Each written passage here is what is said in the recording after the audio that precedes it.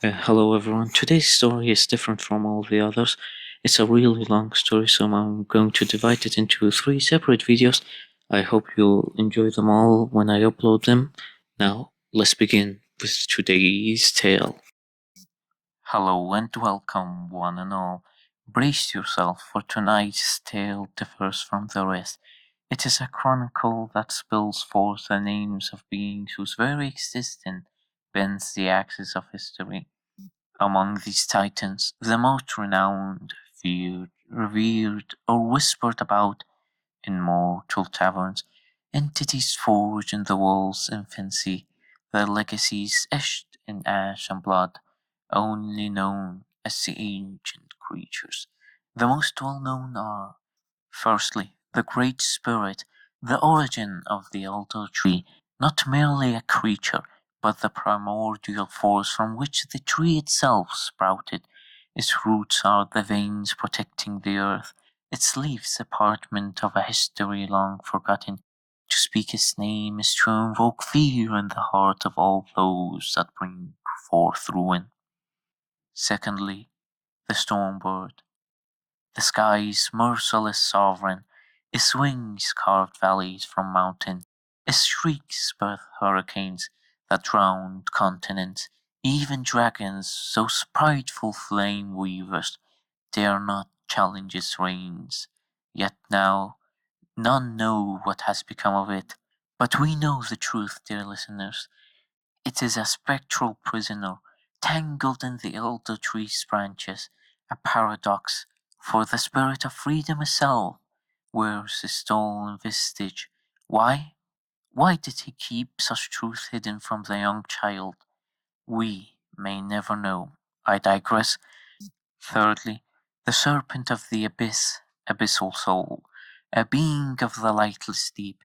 No living soul has seen its true form, for it coils in trenches where sunlight crumbles to rot. Some say it devoured Atlantis in a single gulp, while others say it has brought ruin to lands now forgotten to time. But the truth, dear listeners, the serpent is the abyss itself, and it lies dormant as it hungers, its belly a tomb of coral and bones. Fourthly, Armageddon, the beast of land and ash, a name spat in fear, yet a creature with a gentle heart. Its ashen breath does not smother, it renews, bringing life to barren wasteland as flowers bloom in its wake and forests rise from cinders. A saint mistaken for a demon, cursed by its monstrous form and the irony of its title.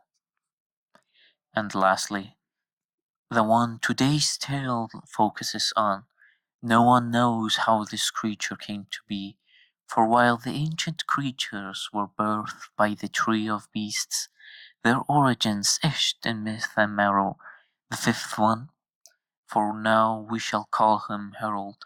The Herald, he is different. He clawed into existence, not from sacred roots, but from a crater, a jagged scar upon the earth, buried in a land so forsaken, even the wind refuses to whisper its name. What cosmic cataclysm tore open that maw? A fallen celestial's final scream? A star's spiteful collapse? The crater does not answer. It is a wound as old as time, festering with secrets, and from it crawled the herald. Mortals claim it was born of malice, scholars insist it is anguish incarnate, despair giving claws and teeth. But sadly, dear listeners, this is not the case. The moment the herald clawed free from that accursed creature, his jagged form slick with primordial ooze, eyes blazing like fractured stars, it was not a creature of malice, no. It was a being filled with curiosity, intrigue, and a deep love for nature. The herald wandered, rootless, nameless, across lands where sunlight kissed meadows and stones carved mountains. Village from village he drifted, a shadow with curious eyes. He learned the songs of river nymphs, bartered with goblin smiths, and danced with fireflies in moonlit glades. Yet he lingered nowhere, for what was he but an outsider, with no one to call his own, a creature of ash and starlight, seeking answers in the echoes of others' lives. Then came the day that changed his life forever, as if fate itself led him to the Floragans, a people as rare as pure emeralds. Their village lay nested in a valley where flowers sang and trees hummed. The Floragans were unique, their blood entwined with that of the ancient dragons, their form dazzling and pure, some donned forms closer to human, adorned with horns like twisted vines, wings like stained glass, and tails that swayed like willow branches, while others were close to that of dragons. Their scales shimmered like gems bathed in the sun's gentle embrace. The breath they spewed was not of fire, but of life, for their breath did not burn, it bloomed where they walked. Desert sprouted orchards, and stone with petals at the village's edge, where wild flowers rioted in hues of violet, crimson, and gold.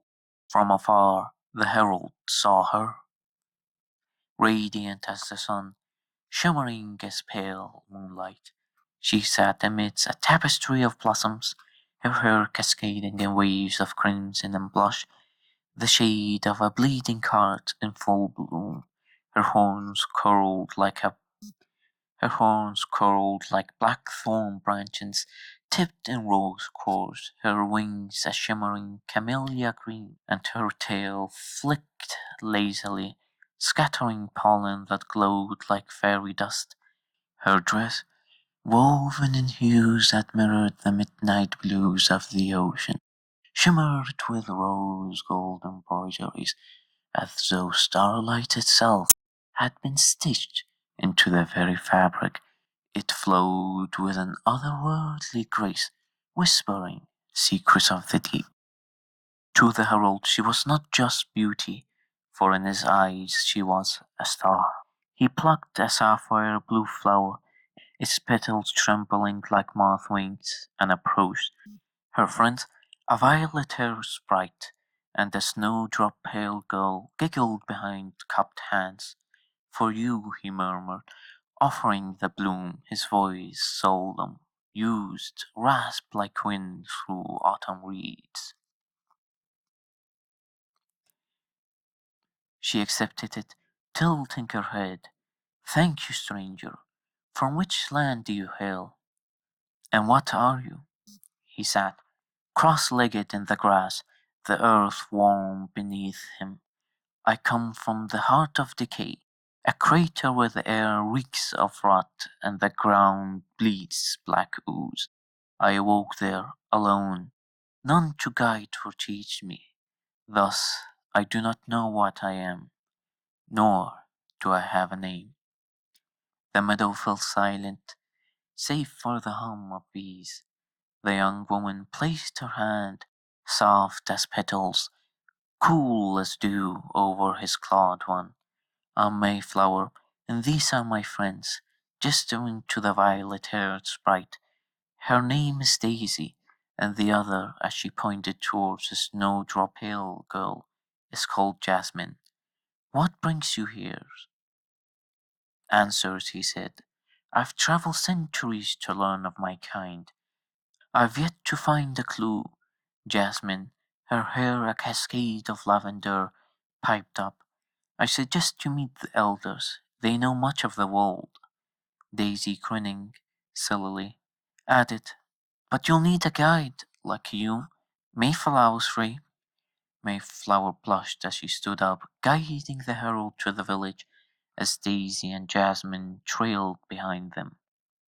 The Floragan village, a symphony of life, homes spiraled like seashells, their walls braided with living ivy, bridges of petrified wood arched over rivers that glowed luminescent blue.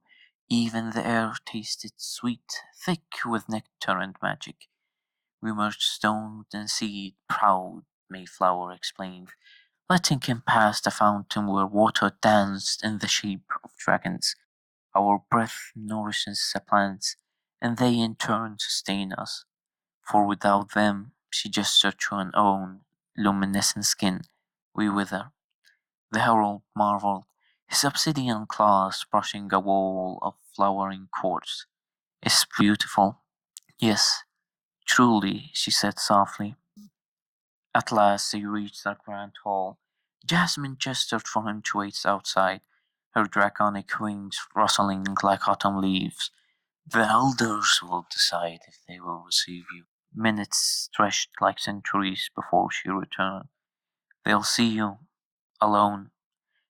As Mayflower and her friends tried to leave, he hesitated. Will we meet again? Mayflower smiled, a fleeting, bittersweet smile, and flicked her fingers.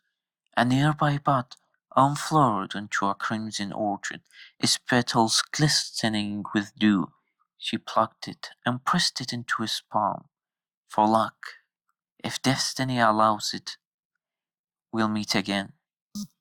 The hall loomed before him, its arched ceiling strung with roots that plushed faintly, as though breathing. Walls groaned under the weight of ancient parchments, maps of forgotten realms, treaties with long dead nations. Statues lined the path, heroes with dragonfly wings, monsters with too many eyes, and things that defied shape entirely. At the chamber's heart sat five elders, upon thrones of petrified wood, their forms straddling the line between human and beast. Below them, guards clad in armor forged from star metal and dragon scale stood motionless, their helms hiding all but their glowing eyes. The herald halted at the center, his shadow pooling like ink. I seek answers of my kind. What am I? The central elder leaned forward. His scales burned like molten copper. His obsidian horns jagged as broken promises. When he spoke, the air smelled of sulphur and myrrh. Child, I am Soulfire. What you seek, we cannot give.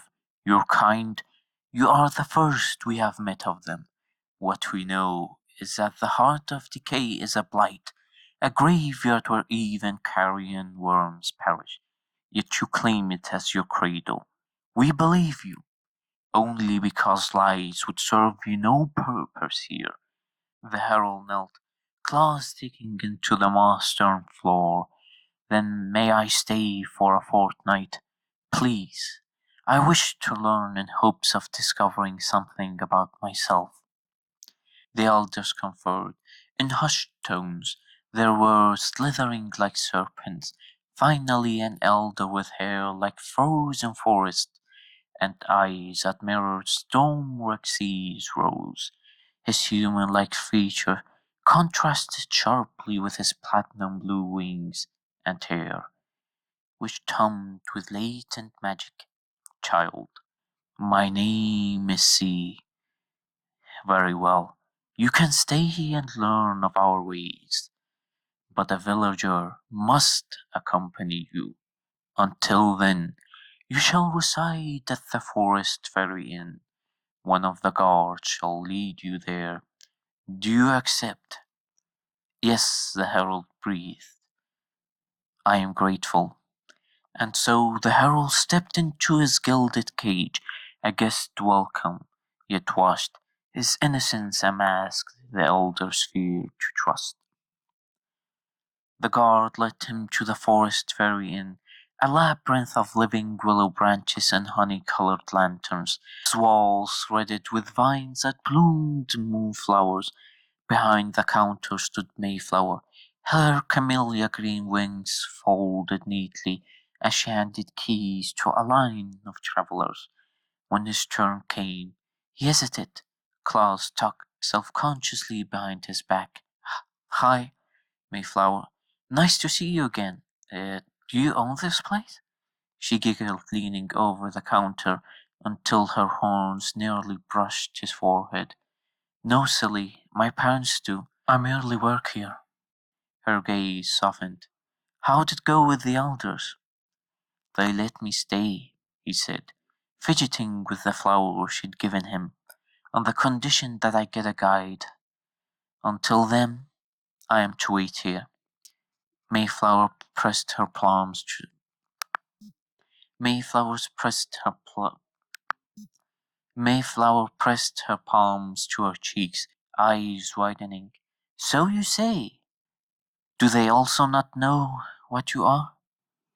Before he could answer, a chorus of impatient travelers behind him hissed for haste. Flustered, he asked, "How much for a room?" The guards stepped forward, armor clanking. The elder said they would cover the cost. Consider it hospitality. She gave him a key and told him where his room is. The herald bowed, retreating to a chamber at the hall's end. The room was small but warm, the bed draped in moss velvet sheets. He collapsed onto it, staring at the ceiling, a lettuce of growing mushrooms in his hand. Mayflower's flower pulsed faintly. For the first time in centuries, he smiled. And as the herald slept, not in the heart of decay's silence, but to the lullaby of rustling petals and distant laughter, yet even dreams could not shield him from what is to come. As dawn's first light seeped through the herald's window, painting the room in gold, a knock, soft but insistent, roused him. He opened the door to find Mayflower resplendent in a violet gown that shimmered like twilight, her horns and hair adorned with tiny jasmine blossoms. Has the room ended? He asked, still groggy. She laughed, the sound like wind chimes. I do apologize for coming here early, but guess what? I'm your guide. I volunteered after yesterday. He blinked, a faint smile tugging at his lips. Thank you. Just give me a moment. Let me prepare myself. In the waiting room, Mayflower sat, reading a book bound in scales. Her brow frowned in concentration. The herald approached, his shadow falling across the page. What's this book about? She looked up, eyes bright. The book's called The Age of Myth. It is of tales of forgotten and primordial beasts. Her gaze drifted to the flower, tucked behind his ear, its crimson petals untouched by time. You kept it. How's it still keeping its luster? Time magic, he said, touching the bloom. I cast a spell, preserving it so it may never lose its luster. I make sure it'll never fade. Why waste such powerful magic on a flower? He hesitated, his voice softening. To me, it's not just a flower. It's the first gift I've ever received. I'll cherish it, always. Mayflower's cheek flushed rose pink. Let's go. There's so much to show you.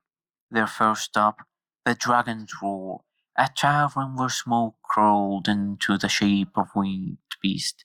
The air hummed with the scent of firewood and honey-glazed grand bison steak. Try this, Mayflower urged, sliding him a plate. The meat dissolved on his tongue, a symphony of sour elderberry and sweet sunroot. Tender as a sigh, it's soft and delicious, he breathed, marveling. I'm glad you like it, Mayflower teased, dabbing her lips with a napkin woven from lotus silk. Moments later. Come on, now that we've had our fill, the festival of light and stars await. It starts at dusk, you'll need proper attire. The savory musk of seared meat faded as they stepped into streets now glowing with lanterns shaped like fireflies. Vendors hurried past them, arms laden with garlands of bioluminescent orchids. A Florian child, her tiny wings fluttering, thrust a honey-tipped moon blossom into the herald's hand. For luck, she tripped before darting away. Mayflower led him to a stall draped in fabrics and hues of a bruised plum, handing him a robe indigo threaded with silver, its hem embroidered with fireflies. is a traditional attire that we don during the festival to celebrate the birth of spring. Most visitors partake. I thought you'd enjoy it as it is part of our culture. He took the rope, thanking her. As he fastened the sash, drums began to pulse in the distance, their rhythm syncopated like a dragon's heartbeat. Hurry, Mayflower grinned, seizing his hand. The village square thrummed with life. Stalls offered moon-milling candies, amber juice, and trinkets forged from singing crystals. They walked throughout the street. The herald, enamored by the sights, asked Mayflower the origin of the event and goods. She explained with a soft and gentle tone. The legends say that long ago, when the village was founded, the first elder fell in love with the spirit of spring. Unfortunately, the spirit could only materialize during the first day of spring, when her powers are at the highest. He would celebrate her return every year. Thus, this festival was established to honor the love of our founder. The foods are what he would give to her when she returned. He thanked her as he continued to stroll. As dusk fell, they climbed the hill, the sky bruising to violet. As dusk fell, they climbed the hill, the sky bruising to violet. Wait here, he said, suddenly. I'll fetch us some snacks. He returned with amber juice and a velvet pouch. Close your eyes and open your hand. Mayflower, curious, closed her eyes and laid out her hand. She could feel cold metal brushing her palm. He said, You can open them now. Opening them, she saw appended, in the shape of a teardrop, and at the center a sapphire mirroring her eyes. Why, she whispered, you taught me a lot today of your world and culture. You didn't have to spend the entire day with me, especially the festival. You could have spent it with your friends, but you chose to spend it with me. For that, I am thankful. She clasped the pendant, her smile trembling. Thank you. Could you help me wear it? He held the pendant carefully, a delicate chain slipping between his fingers as he stepped closer. His touch was gentle, almost reverent. As his hand brushed the curve of her neck, she felt the warmth of his skin, the unspoken tension hanging between them. He clasped the pendant behind her, letting it rest just above her heart, and for a moment neither of them breathed. Fireworks erupted, breaking the tension.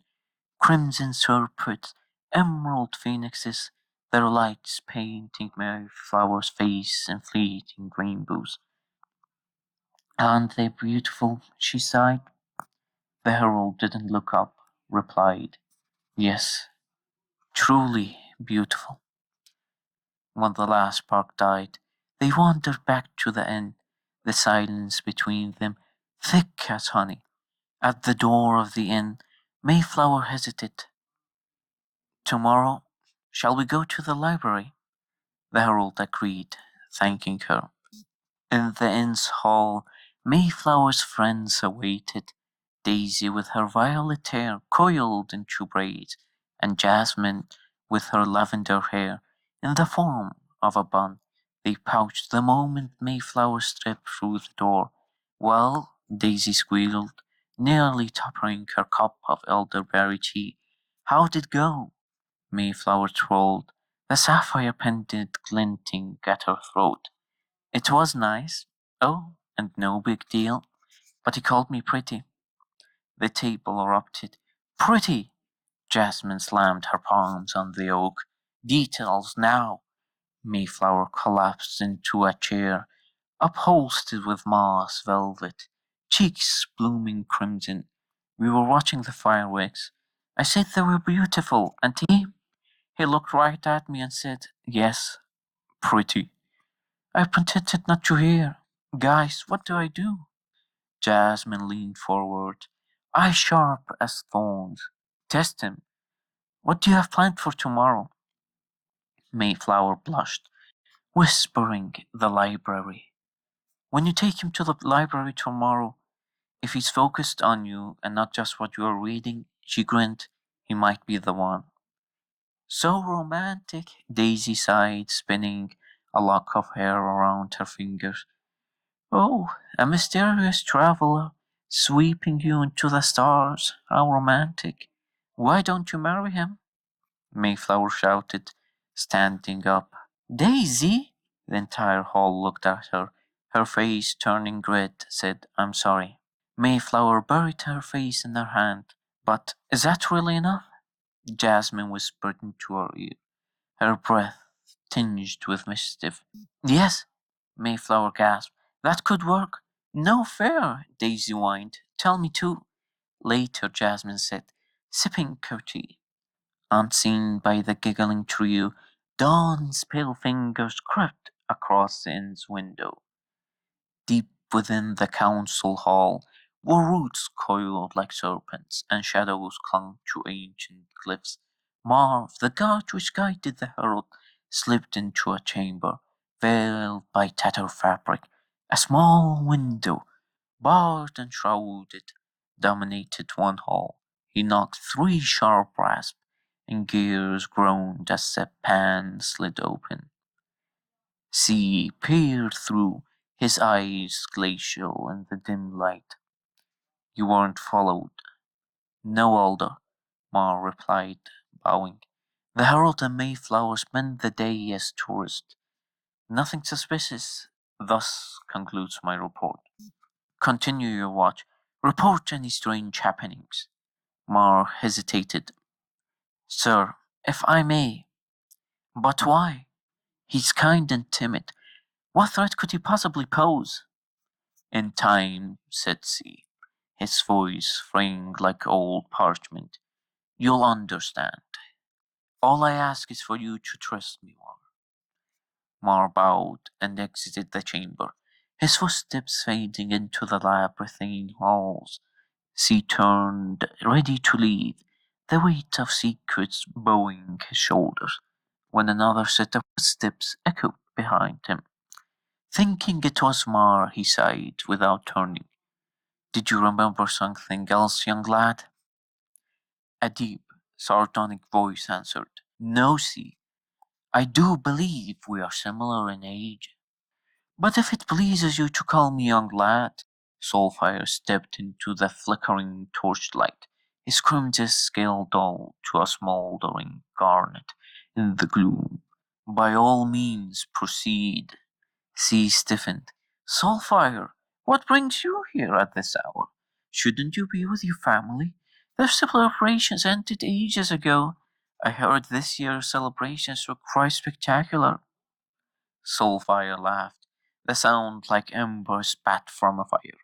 Yes, old friend, they were. But but mind was but my mind was occupied with thoughts of the spy you sent after my daughter.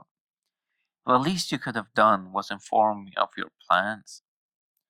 I see you are still using the young Mar as your informant. C's jaw tightened. It isn't like that. I acted before she volunteered to guide that thing for the village's safety. Safety! Soulfire wings flared, casting jagged shadows. You bypassed me, your old friend. What safety do you speak of? And not to mention the council, while also betraying our oath.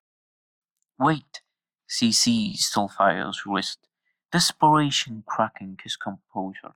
Let me explain for the sake of our friendship. C's hands trembled as he unfastened his robe, revealing the jagged scar that split his chest, a pulsing serpentine wound glowing faintly, as though it fed on his very soul. Soulfire's fury faltered, replaced by a creeping dread. For hours he spoke in whispers that slithered like smoke, his words etching horrors only the true elders would ever know. Soulfire listened, his anger dissolving into unease as dawnlight crept through the chamber staining the walls blood red. When the birds began their chorus, just before the two elders parted, Soulfire uttered a single sentence. You should have told me, old friend. And now, both bound by secrets, Soulfire returned to his home, a towering structure of petrified wood, entwined with lilac vines. His call for Mayflower echoed throughout the halls, fragrant with jasmine. She descended, her draconic wings folded delicately, and her dress a cascade of peony silk. Be careful, he murmured, embracing her tightly.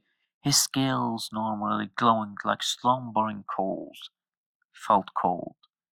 If danger finds you, shout. It's all right. Promise me. Mayflower frowned. Father, what's wrong? Nothing, my blossom. Just promise me. She nodding, kissing his cheek. Tell mother I said goodbye. As she left, Soulfire climbed to his bedroom, where his wife slept.